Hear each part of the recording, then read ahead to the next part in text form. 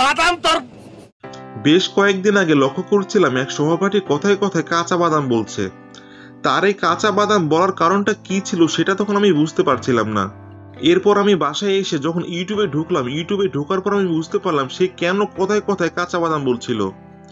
মানিকে মাগিয়ে দে গানটির পর এখন ভাইরাল হয়েছে কাঁচা বাদাম। মারাইলে বডি গুলো 5 টাকা দাম, পায়ে তুড়া হাতের বালা থাকে যদি সিটি গলে চেন দিয়ে যাবেন, তাতে সমান সমান তোমরা বাদাম পাবেন। এটি মূলত টিকটকের মাধ্যমে ভাইরাল হয়েছে। কাঁচা বাদাম গানটি ভাইরাল হওয়ার পর অনেকেই কাঁচা বাদাম গানের গায়কের সাথে দেখা করেছেন, তাকে নিয়ে ভিডিও তৈরি করেছে। আমার মনে হয় এমন কোনো মানুষ নেই যে এখন পর্যন্ত এই কাঁচা বাদাম গানটি শুনেনি। এই গানটির রিমিক্সও বের হয়ে গেছে, যেটি অরিজিনাল গানের চেয়েতেও বেশি ভাইরাল। এই গানটির গায়ক একজন বাদাম বিক্রেতা, এটি আপনারা সবাই জানেন। মানুষটি কলকাতার, তিনি বিভিন্ন গ্রামে গ্রামে ঘুরে বাদাম বিক্রি করেন। তার নাম ভুবন বাদ্যকর। একটা সময় ছিল যখন তিনি বাউল গান করতেন।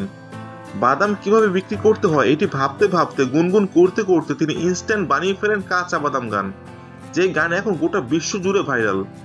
কাঁচা বাদাম গানটি ভাইরাল হওয়ার পর এলাকাবাসী তার বাড়িতে ভিড় করছেন। তিনি যখন যেখানে বাদাম বিক্রি করতে যাচ্ছেন সবাই তাকে দেখতে ভিড় করছেন, তার সাথে ছবি তুলছেন। যদিও তার গানটি ভাইরাল হয়েছে, সবাই তাকে নিয়ে অনেক ভিডিও তৈরি করেছে, কিন্তু আসলে তিনি কিছুই পাননি।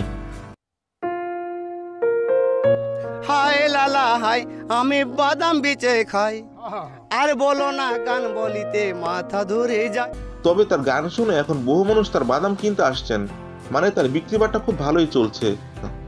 প্রথম দিকে তিনি হেঁটে হেঁটে বাদাম বিক্রি করতেন, এরপর তিনি সাইকেলে করতেন। বর্তমানে তিনি 15,000 রুপি দিয়ে একটি মোটরসাইকেল কিনে সেটাতে করে বাদাম বিক্রি করছেন। কাঁচা বাদাম এবং কাঁচা বাদামের গায়ক আপনার কাছে কেমন লেগেছে তা অবশ্যই জানাবেন। আজকের মতো এই পর্যন্তই, সবাই ভালো থাকবেন।